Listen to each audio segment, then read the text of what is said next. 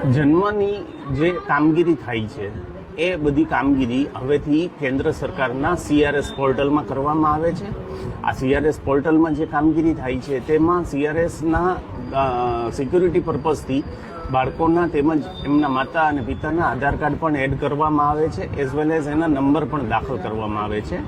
એટલે આનાથી ભવિષ્યમાં કોઈ પણ ડેટા મિસમેચનો કે ક્યાંય પણ જગ્યાએ પ્રોબ્લેમ નહીં થાય અને બાળકોનું ભવિષ્ય છે એ જન્મને લઈને ક્યાંય અટકશે નહીં. જે પ્રમાણપત્ર અપડેટ કરવા આવે એ લોકો સાથે બાળકનું તેમજ માતા અને પિતાનું આધાર કાર્ડ સાથે રાખે અને એનાથી બધી સિક્યોર ડેટા થઈ જશે. અને સાથે સાથે એ લોકો ઈમેલ એડ્રેસ પણ લઈને આવે, કારણ કે હવેથી પ્રમાણપત્રો ડિજિટલ સ્વરૂપે મળે છે.